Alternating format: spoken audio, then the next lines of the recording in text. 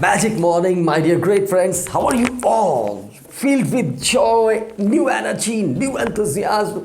My dear friends, ये नई सुबह कुछ नए विचार लेके आई है, कुछ नया उत्साह लेके आई है। हवाओं में एक गजब की नरमी है और गजब का प्रोत्साहन है। क्या आप इसको अनुभव कर पा रहे हैं? That's so wonderful. चलिए आज फिर एक स्टोरी के साथ, एक स्टोरी के विचार के साथ आगे बढ़ते हैं जो सर श्री जी फ्रांसिस ने से की किताब विश्व की सबसे सर्वोत्तम प्रेरक कहानियों से मैंने लिया हुआ है जी, और जीवन में सही भूमिका का निर्वाह करे, इसका शीर्षक है जी।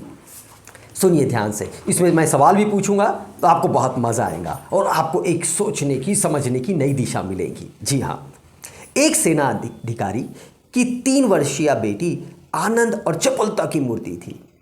दूसरी ओर वह अधिकारी अपनी कठोर अनुशासन प्रियता के लिए प्रसिद्ध था। एक दिन बेटी की शैतानियों से आजीज आकर उसकी माँ ने उसके पिता से कहा, आपके अनुशासन प्रिय होने से क्या फ़ायदा? जरा अपनी नटखट बेटी की कारगुजारियाँ भी तो देखिए, आप उसमें थोड़ा अनुशासन क्यों नहीं लाते? सेनाधिकारी ने इस बात को गंभीरता से ले लिया। उसने बेटी को बुलाया और उससे कहा, आज के बाद तुम्हें अनुशासित होना होगा। उसने कहा, ठीक है पापा, मुझे पापा कहकर बात मत किया करो। जब भी मुझसे बातें करनी हो तो सर से शुरू कर अंत में भी सर कहा करो। बालिका ने तुरंत ही जवाब दिया, सर ठीक है सर। यदि उसे आइसक्रीम खाने की इच्छा होती तो उसे कहना पड़ता, सर मुझे आइसक्रीम चाहिए सर। एक दिन उस सेनाधिकारी को कुछ खरीदारी करने बाजार जाना था और उनकी बेटी भी उनके साथ जाना चाहती थी। उन्होंने उसे इस शर्त पर साथ ले जाना मंजूर किया कि वह कार की पिछली सीट पर बैठेंगी।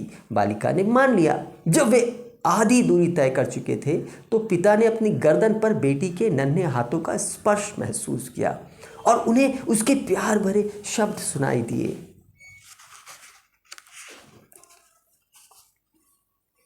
स्टोरी यहीं पे रुकती है। अब आपके लिए सवाल है माय डियर फ्रेंड्स, उस बालिका ने पिता से क्या कहा?